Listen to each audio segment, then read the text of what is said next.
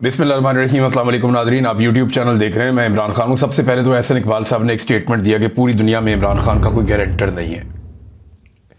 Guarantor Imran Khan को क्यों चाहिए जी? गारंटर तो चाहिए होता है उन लोगों को जो लोग कमज़ोर हों या जिनका किरदार कमज़ोर हो। यानी वो तो गारंटर तो पालतू लोगों का होता है कि जनाब ये हमारा आदमी है, बेफिक्र हो जाए, कुछ नहीं कहना तानू, या इसकी हम गारंटी दे देते हैं, आपको कोई प्रॉब्लम नहीं होगा, हम बता देते हैं। आज़ाद लोगों की तो कोई गारंटी नहीं होती। वो तो वही करते हैं जो उनका दिल करता है, या वो वही करते हैं जो उनके उसूल कहते हैं। आज़ाद लोगों की गारंटी तो नहीं दी जा सकती। अब ये नहीं जिस तरह मियां नवाज शरीफ की गारंटी आ जाती है बाहर से, क्योंकि सारे जानते हैं कि फंसा हुआ आदमी है, कारोबारी आदमी है, कभी भी अपना माली नुकसान नहीं करेगा। इसको हम साथ ले जाते हैं, उन्हें कहते हैं ठीक है जी मेरी गारंटी दे दे, ठीक है जी। वो अपनी चीज़ें गिरवी भी रख लेते हैं, बाहर दुनिया के अंदर उनकी जायदादें भी हैं, तो उनकी गारंटी दी जा सकती है। एक ऐसा आदमी जिसका उन्हें पता है इसका करैक्टर कोई नहीं है, जब मर्जी इसको दबाया जा सकता है, इसका बाजू मरोड़ा जा सकता है, इसकी कमजोरियां हमारे पास हैं, तो इसकी हम गारंटी दे सकते हैं। इमरान खान की गारंटी कौन दे सकता है? किसी की क्या जरूरत है कि गारंटी देगा? उसकी कमजोरी किसी के पास नहीं है, तो गारंटी कौन देगा? और क्या आप ये कह सकते हैं कि इमरान खान को हम टेम करके आपको दे देंगे? आजाद आदमी की कोई गारंटी नहीं होती।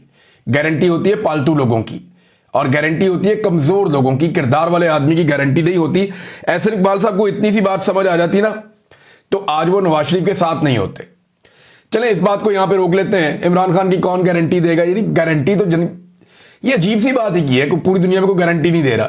भाई इमरान खान को एस्टेब्लिशमेंट ने गारंटी देनी है कि अब हम वो नहीं करेंगे जो हमने पहले किया था। एस्टेब्लिशमेंट ने गारंटी देनी है कि अवाम के मैंडेट का एहतराम होगा, पाकिस्तान में रूल ऑफ लॉ होगा, पाकिस्तान में आज़ादी इज़हार राय होगी, पाकिस्तान में इंसानों को नहीं कुचला जाएगा, पाकिस्तान के अंदर जुल्म जबर और फसाहियत खत्म की जाएगी। ये गारंटी पाकिस्तान की एस्टेब्लिशमेंट ने देनी है। पाकिस्तान के आईन ने यह गारंटी दी हुई है, लेकिन आजकल इस गारंटी के ऊपर अमल दरामद नहीं हो रहा। तो ये बहुत अजीब बात की उन्होंने। बहरहाल चले आगे बढ़ते हैं। इमरान खान साहब का एक स्टेटमेंट आया और एक field marshal general Asim Munir का एक स्टेटमेंट आया। पहले इमरान खान का स्टेटमेंट, उसी ऑर्डर से चलना चाहिए, वो लीडर है, उनका स्टेटमेंट पहले आपको सुना देते हैं। तो इमरान खान साहब का जो स्टेटमेंट है वो स्टेटमेंट बताऊंगा और फिर कुछ चीजें आपको उसके साथ मैं रिलेट करूंगा। फिर आसिम मुनीर साहब का जो टीचर्स के साथ उन्होंने बातचीत की वो स्टेटमेंट आपको बताऊंगा, फिर उससे मुताल्लिका चीजें आपके सामने रखूंगा। ये दोनों बयान जो है ना वो साथ रख के देखना बड़ा जरूरी है। इससे आपको मौजूदा हालात का पूरा अंदाजा हो जाएगा कौन किधर खड़ा है। इमरान खान कहते हैं मुझे 2 साल पहले कहा गया कि 3 साल के लिए पीछे हट जाऊं और मौजूदा निजाम को चलने दूं, लेकिन मैं किसी यजीद के कहने पर 3 साल तो क्या 3 मिनट भी खामोश नहीं रहूंगा। मुझ पर 26वीं तरमीम को कबूल करने का भी जोर डाला जा रहा है, लेकिन मेरी जद्दोजहद ही कानून की हुक्मरानी की है और 26वीं आईनी तरमीम ऐन उसके खिलाफ है। मुझसे 9 मई की माफी मांगने का मुतालबा किया जाता है, मगर माफी वो लोग मांगे जिन्होंने सीसीटीवी फुटेज चुराई है, जिन्होंने औरतों की इज्जतें पामाल की, लोगों के घरों का तकद्दुस बर्बाद किया, हजारों सियासी वर्करों को जेलों और हुकूमत खानों में डाला और बेगुनाह लोगों को शहीद किया। 9 मई के केसेस की 1 घंटा भी मेरिट पर समात हो तो ये बेबुनियाद मुकदमात फौरी तौर पे खत्म हो जाएंगे। लेकिन अलमिया यह है कि यहां इंसाफ होना तो दूर की बात है, इंसाफ होता नजर भी नहीं आ रहा। जुल्म से कौमें कभी खत्म नहीं होती, बल्कि नए सिरे से बनती हैं। नबी अकरम सल्लल्लाहु अलैहि वसल्लम ने 13 साल मुश्किल तरीन वक्त काटा, लेकिन आप सल्लल्लाहु अलैहि वसल्लम डटे रहे और बिलाखिर सुरखरू हुए। लिहाजा हम सबको आप सल्लल्लाहु अलैहि वसल्लम के नक्शे कदम पर चलते हुए बहैसियत कौम डट कर आखिरी दम तक मुकाबला करना होगा। जब इंसाफ का हर दरवाजा बंद कर दिया जाए, फिर पुरअमन एहतजाज के सिवा कोई रास्ता नहीं बचता। तहरीक इंसाफ समेत पूरी कौम को पैगाम देता हूं कि मुल्क गिर एहतजाज के लिए तैयार रहें। पाकिस्तान में कानून मुकम्मल तौर पर मुअत्तल है, यहां औरतों की भी इज्जत महफूज नहीं है। मेरी अहलिया बुशरा बेगम सिर्फ सहूलतकारी के इल्जाम में 14 माह से कैद तन्हाई में है, हालांकि उन पर जुर्म साबित भी नहीं हुआ। Doctor Yasmin Rashid cancer survivor और बुजुर्ग खातून है, मगर इनको भी बेशर्मी से जाली मुकदमात में पाबंद सलासल किया गया। मेरी बहनों जिनकी उम्रें 65 से 70 साल के दरमियान है, हाई कोर्ट के हुक्म पर जेल में मुझसे मिलने आती हैं, जो इनका और मेरा बुनियादी हक है, मगर एक कर्नल इनको रोक देता है और अदालत का हुक्म रद्दी की टोकरी की नजर हो जाता है। जंगल के कानून का यह आलम है कि मेरी बहनों को यहां से गिरफ्तार किया जाता है और चक्री के पास आधी रात को ले जाकर बेयारो मददगार छोड़ दिया जाता है। जिस मुल्क में अपनी खवातीन के साथ ऐसा सलूक हो, वहां का इखलाकी मेयार फौत हो चुका है। मरियम नवाज के लंदन में 5 फ्लैट्स निकले थे, मगर उनकी जमानत 2 माह में ही हो गई थी, क्योंकि शरीफ खानदान डील पर राजी हो गया था। जो फिरौनियत के आगे झुक जाता है उसके सब केस माफ हो जाते हैं, मगर जो हक पर खड़ा हो जाता है वो बेजुर्म भी सजावार ठहरता है, उसको सजा दी जाती है, चाहे उसका गुनाह कोई भी ना हो।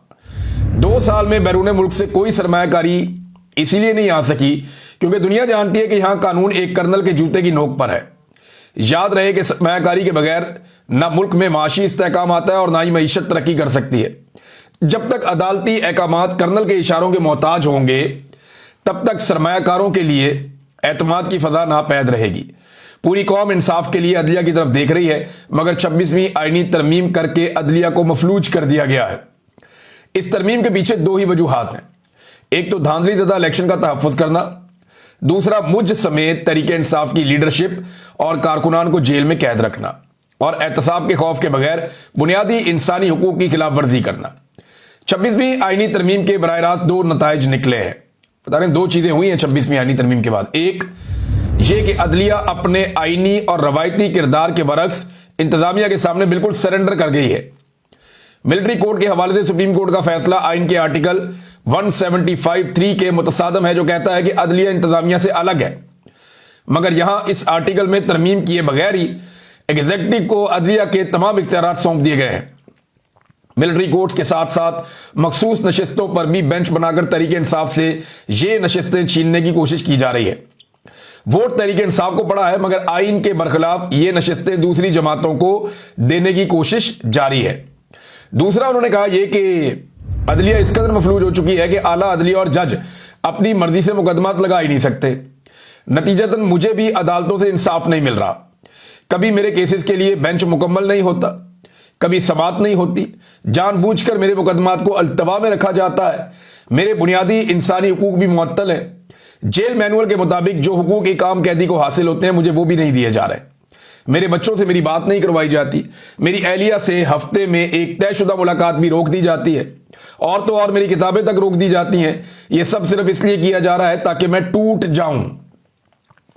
पहले काजी फायद ईसा के जरिए पाकिस्तान में फस्तायत जारी थी, अब 26वीं तरमीम के जरिए जुल्म को तहफ़्फ़ुज़ दिया जा रहा है। आज अदलिया तारीख की दुरुस्त सिमत खड़ी नहीं होगी तो इनका नाम भी जस्टिस मुनीर, जस्टिस काजी फायद ईसा के साथ ही लिखा जाएगा, जो हमेशा तारीख में मुजरिम ही रहेंगे। मेरी तरफ से सलमान अकरम राजा बुनियादी इंसानी हुकूक की खिलाफ वर्जियों, औरतों से बदसलूकी, 26वीं तरमीम और कर्नल सतह के लोगों की जानिब से मुसलसल तौहीन अदालत जैसी कानून की पामाली पर सुप्रीम कोर्ट के दोनों सरबराहान और हाई कोर्ट के जजेस को खत तहरीर करें। ये बोझ जजेस के कंधों पर है कि वो इंसाफ का निजाम कायम करके तारीख की दुरुस्त जानिब खड़े होते हैं। शरीफ खानदान एनआरओ लेने का आदी है। 2 मरतबा पहले एनआरओ लिया और अब इलेक्शन चोरी करके कौम पर मुसल्लत है। इस मुल्क को कभी भी ऐसे लोग ऊपर लेकर नहीं जा सकते, चाहे SIFC बना लें या कोई और कुलिया आजमा लें। कौम सिर्फ तभी ऊपर जाती है जब वो आजाद हो और हुक्मरान इखलाकी तौर पर मजबूत हो। समरियार इलेक्शन में तमाम लोग बढ़ चढ़कर हिस्सा डालें, इस जुल्म के निजाम के खिलाफ अपनी वाहिद ताकत यानी वोट के जरिए फैसला दें। उन्होंने इलेक्शन चोरी का पूरा प्लान बनाया होगा, लेकिन आप लोग चुकन्ना रहें। फॉर्म 45 लेकर पोलिंग स्टेशन से निकलें और फॉर्म 47 मिलने तक RO के दफ्तर में मौजूद रहें। धांधली के आगे दीवार बनना है ताकि इस हुकूमत को इसकी मकबूलियत का अंदाजा दिलाया जा सके। मेरी हदायत है कि पार्टी की पंजाब में तंजीम साजी के हवाले से तरतीब दी गई कमेटी में आलिया हमजा और चारों रीजन्स के सुदूर को शामिल किया जाए। कमेटी का कन्वीनियर मुकर्रर करने की बजाय सब एक सतह पर मिलकर काम करें। यानी आलिया हमजा साहिबा जो है उनको इमरान खान साहब मेन जगह पर लेकर आए हैं। इससे पहले उनका नाम निकाल दिया गया था, जिसपे पार्टी में और कारकुनों में बड़ा शदीद रद्द-ए-अमल भी आया था। जंग हमेशा बाहर वालों से होती है। मेरा तमाम पार्टी और सोशल मीडिया को पैगाम है कि अपनी तनकीद का निशाना अपने लोगों को ना बनाए, इससे हमारे बयानिए को नुकसान होता है। हमें सारी तवज्जो फस्ताई कुव्वतों के खिलाफ मरकूज रखनी चाहिए ताकि इस अंधेरी रात का जल्द से जल्द खात्मा हो सके। मेरा तहरीक इंसाफ के लिए खुसूसी पैगाम है कि जमात में किसी को भी कुर्बानी देने से नहीं घबराना चाहिए। अगर मुझ समेत सैकड़ों कारकुनान और लीडरशिप जेलों से नहीं घबराई तो आप लोगों को भी नहीं घबराना चाहिए। पार्टी ओहदेदारान को फैसला करना होगा कि वो अपनी जिम्मेदारियों से ओहदा बरा होने को तैयार है या नहीं। अब जो ओहदेदार सरगर्म नहीं होगा उसे बरतरफ कर दिया जाएगा। इस मुल्क से जुल्मत के साए खत्म करने के लिए हम सबको अपने हिस्से की कुर्बानी देना होगी। ये इमरान खान साहब ने बातचीत की है। इमरान खान साहब का ये जो पूरा स्टेटमेंट है, इसमें बार बार वो बता रहे हैं कि मिलिट्री का कर्नल है जो कंट्रोल करता है अदलिया को, फैसले किस तरह होते हैं, मुलाकातें कैसे होती है, जेल को कैसे कंट्रोल किया जाता है, इंतजामिया को कैसे कंट्रोल किया जा रहा है और जजेस को क्या रोल प्ले करना है। फिर एंड में उन्होंने कारकुनों को जो कहा, तो ये बता रहा है कि इमरान खान साहब की कोई किसी किस्म की डील नहीं हो रही। ये साफ है, वो कोई डील नहीं कर रहे। वो एस्टेब्लिशमेंट को सिर्फ ये कहते हैं कि मुल्क की खातिर जो कहोगे बैठ के बात कर लेंगे, मुझे तुमसे कोई डील नहीं चाहिए। ये तो बात होगी बहुत क्लियर। लेकिन साथ ही साथ इमरान खान साहब ने चौथा गेयर लगाया हुआ है और 4x4 भी डाला हुआ है। तो खान साहब जो हैं वो अब बढ़ चढ़ के आ रहे हैं एहतजाजी तहरीक की तरफ, और इस मरतबा एहतजाजी तहरीक का जो लाया अमल है वो मुख्तलिफ होगा और एस्टेब्लिशमेंट को डिफरेंटली डील करना पड़ेगा। हुकूमत के तो बस की बात ही नहीं है। अगर ये हुकूमत होती और पीछे फौज ना होती, या जो मिलिट्री एस्टेब्लिशमेंट की क़यादत है उन्होंने ये हुकूमत ना बनाई हुई होती और जिद ना पकड़ी हुई होती कि ये हुकूमत हमने चलानी है, तो इमरान खान जेल से बैठ के 15 मिनट में हुकूमत फारिग कर देता, जितनी उसके पास अवाम की मकबूलियत और ताकत। लेकिन एस्टेब्लिशमेंट है, वो हर चीज को कंट्रोल करती है और बड़े जोरदार तरीके से कंट्रोल करती है। बंदे तक मार दिए पाकिस्तान में और बार बार मारे। तो ये चीजें फिर इसी तरह हालात मजीद खराबी की तरफ जाते हैं। अब फील्ड मार्शल का जो स्टेटमेंट है आसिम मुनीर साहब का, वो स्टेटमेंट मैं आपके सामने रखता हूं। ये स्टेटमेंट रिपोर्ट भी हुआ है और जो लोग वहां पे मिलकर आए उन्होंने भी कुछ बातें बताई हैं। तो जो मेन स्टेटमेंट है जो हमारे साथियों ने हमें पहुंचाया, वो स्टेटमेंट मैं आपको पढ़ के सुनाता हूं जो आसिम मुनीर साहब ने कहा। ये प्रोफेसर से बड़ी तादाद में थे, टीचर से जो आसिम मुनीर साहब से मिले। पूरी कौम का मशकूर हूं कि वो मुसल्लह अफवाद के साथ खड़ी हुई। हम दुनिया को कहते थे कि हमें अंडर एस्टिमेट ना करें, अब दुनिया को पैगाम मिल गया है। S-400 को चाइनीज टेक्नोलॉजी ने तबाह नहीं किया, बल्कि पाकिस्तान के बनाए गए मिसाइलों ने तबाह किया। चीन ने हमारी कोई मदद नहीं की, ताहम उसके मशकूर है कि उसने इखलाकी सपोर्ट की और वो हमारा स्ट्रेटेजिक पार्टनर है। तो ये चीन ने, देखें, जो तैयारे हमने इस्तेमाल किए वो तो चाइना ने ही दिए थे। जो मिसाइल हमने तैयारों के थ्रू इस्तेमाल किए वो चाइना ने दिए थे। लेकिन वो पाकिस्तान की स्ट्रेटेजी है, पाकिस्तान की हिकमत अमली, और पाकिस्तान की में भी ये भी हिकमत अमली हो सकती है कि अगर चीन ने कोई सपोर्ट किया है तो उस सपोर्ट को पब्लिक ना करें। ये चीन की हिकमत अमली भी हो सकती है और पाकिस्तान की भी हो सकती है। वही बात की आर्मी चीफ ने।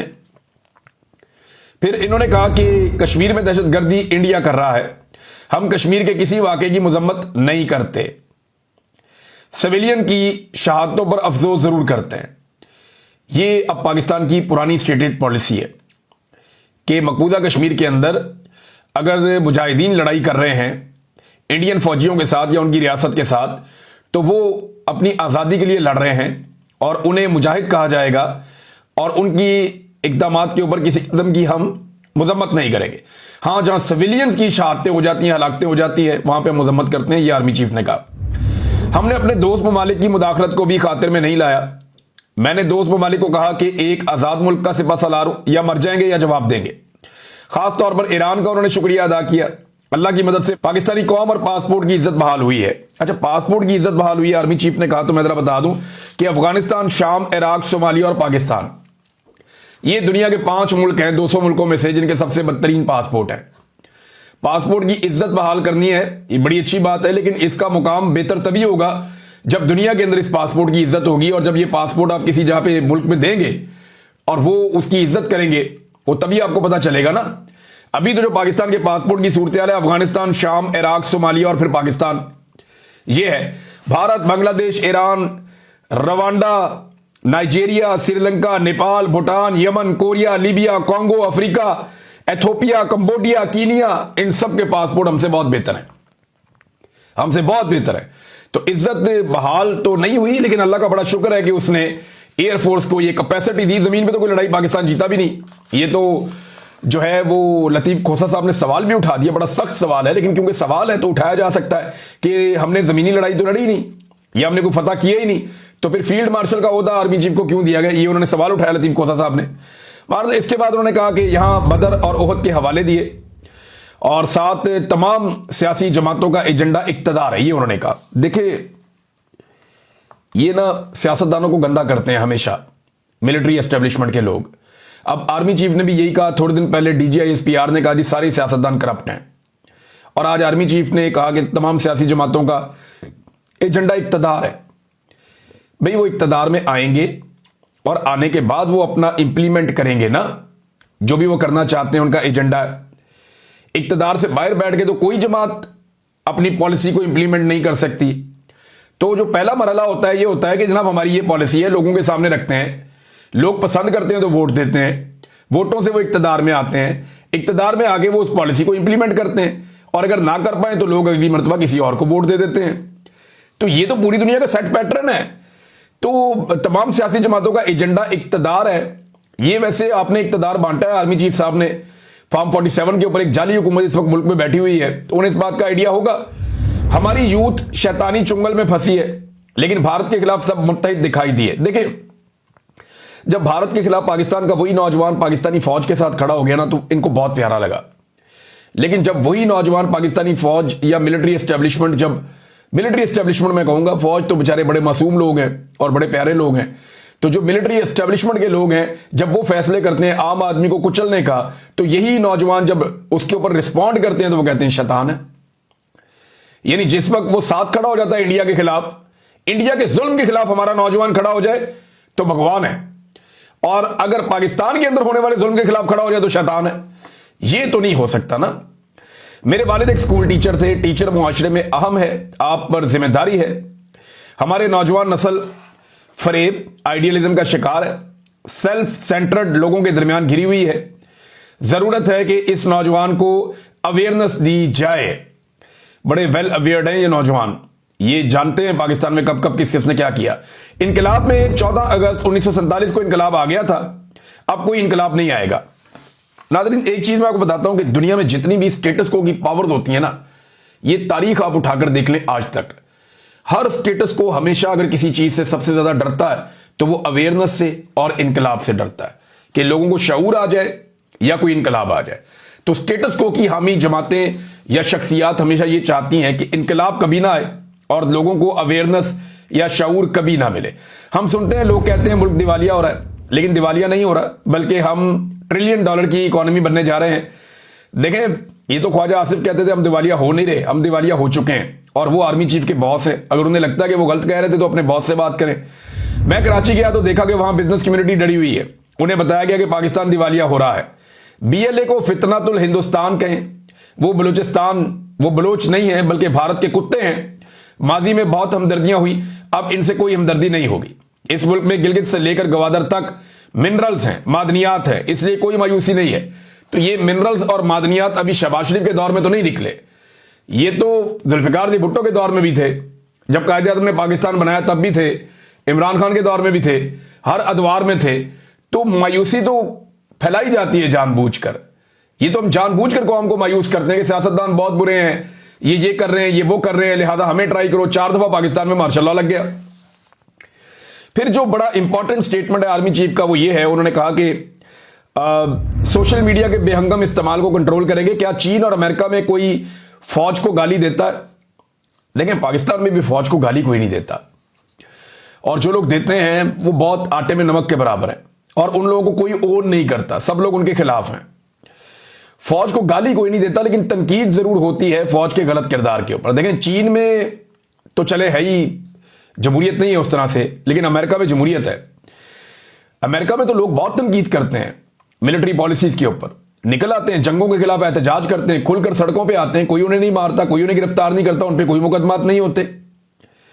अमेरिका के अंदर तो खुल के लोग अपनी अमेरिकन पॉलिसीज के खिलाफ या मिलिट्री या उनकी एस्टेब्लिशमेंट की पॉलिसी के खिलाफ खुलकर आकर वोट भी करते हैं, बात भी करते हैं, हर जगह पे डिस्कशन होती है, कोई नहीं पूछता, आजादी सारे राय है वहां पे। बरतानिया में भी ऐसे ही है। चीन की मिसाल अगर आप दें तो वो आप दे सकते हैं, या सऊदी अरब की, ऐसे मुल्कों की जहां पे डिक्टेटरशिप है, जहां पे उस तरह से कानून नहीं है जैसे जमहूरी ममालिक में होता है। फिर उन्होंने कहा कि आइन कहता है कि फौज के खिलाफ बात नहीं करनी, मुल्क की सलामती पर अब कोई बात नहीं होगी। देखिए, फौज के खिलाफ बात नहीं करनी, ये तो आइन कहता है, लेकिन यही आइन फौज की कुछ जिम्मेदारियां भी लगाता है। यही आइन कहता है कि इक्तदार पे कब्जा नहीं होगा। यही आइन कहता है कि हुकूमतें गिराने और बनाने का काम आपका नहीं है। यही आइन कहता है, जो कायद-ए-आज़म मोहम्मद अली जिन्ना कह गए थे कि पॉलिसी आपने नहीं बनानी, आपने पॉलिसी फॉलो करनी है, जो सिविलियंस बनाएंगे, जो अवामी मुंतखब नुमाइंदे होंगे वो आकर बनाएंगे। तो आइन की पाकिस्तान की तारीख में अगर किसी ने सबसे ज्यादा खिलाफ वर्जी की है तो पाकिस्तान की मिलिट्री एस्टेब्लिशमेंट ने आइन को तोड़ा है और बार बार उससे गद्दारी की है। तो ये आर्मी चीफ को ये बात समझनी पड़ेगी कि पाकिस्तान के लोग अब ये बात समझ चुके हैं कि आइन की खिलाफ वर्जी मिलिट्री एस्टेब्लिशमेंट की जानिब से होती है। और जब यानी आप जिन फौजों की बात करते हैं उन्होंने कभी अपने मुल्कों में मार्शल लॉ नहीं लगाए। या तो अमेरिकन फौज अमेरिका में मार्शल लॉ लगा देना, फिर देखें वहां की अवाम क्या करती है।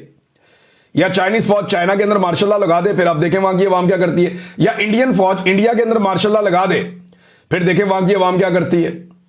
तो अगर हम जमहूरी हैं या जमहूरी मुल्क के अंदर रहते हैं तो हमें बोलने का हक होना चाहिए गलत बातों के खिलाफ। फौज के खिलाफ बोलना और मिलिट्री एस्टेब्लिशमेंट की गलत पॉलिसी के खिलाफ बोलना, ये दो अलग अलग चीजें हैं। पाकिस्तानी फौज से राजी है ये लड़ाई जो हुई है, पाकिस्तानी बड़े खुश हुए, लेकिन जो मिलिट्री एस्टेब्लिशमेंट की गलत पॉलिसीज हैं, जो मैंडेट को चोरी किया गया, जुल्म जबर और फस्तागियत की पॉलिसी, सबसे मकबूल लीडर को जेल के अंदर बंद करके लगातार उसे तकलीफ का निशाना बनाया जा रहा है और एक ऐसी हुकूमत बिठाई हुई है जिनको लोगों ने वोट ही नहीं दिया, लोगों ने मुस्तरद किया हुआ है, तो फिर लोग उसके ऊपर रिएक्शन देते हैं। अब यहां पे सिलसिले इन चीजों के चल रहे हैं, बड़ी अजीब अजीब खबरें हैं मेरे पास, लेकिन एक खबर है जो बड़ी तकलीफ देह है। सायरा बलोच साहिबा है, ये बलूचिस्तान से हैं, एक्टिविस्ट हैं, ये एहतजाज करती रहती हैं कि अपने भाई भी लापता हैं। 7 साल वो बताती हैं जी मेरे भाई लापता हैं, और उनको जो है वो बाकायदा उनकी गिरफ्तारी भी डाली गई थी, लेकिन उसके बावजूद आज तक मंजर आम पर नहीं आए। माजबीन बलोच जो कि बलूचिस्तान से ताल्लुक रखती हैं, उनके भाई को 24 मई को जबरी तौर पे गुमशुदगी का निशाना बनाकर लापता कर दिया गया था। अब माजबीन बलोच को गुज़िश्ता शब से लापता कर दिया गया है। तो ये जनाब एक और खबर उन्होंने दी, और साथ वो ये बता रही है कि पहले तो हम बहनें निकलती थी अपने भाइयों के लिए एहतजाज करने के लिए कि लापता जो भाई है वो वापस आ जाएं, अब हमारी बहनें भी जबरी गुमशुदगी का निशाना बन रही हैं, क्या हमसे सबने आंखें बंद कर ली हैं? ये सवाल भी पूछा सायरा बलोच साहिबा ने। तो ये बड़ी तकलीफ दे एक चीज थी, मैंने आपके सामने रखी है। नाज़रीन, आखिर में मैं आपको एक चीज बताता हूं कि पाकिस्तान तहरीक इंसाफ एक डॉक्यूमेंट्री जारी करने जा रही है। ये एक तफसीली डॉक्यूमेंट्री है 1 घंटे की, और इसमें वो ये बताएंगे कि तहरीक इंसाफ के साथ गुज़िश्ता चंद सालों में क्या कुछ किया गया।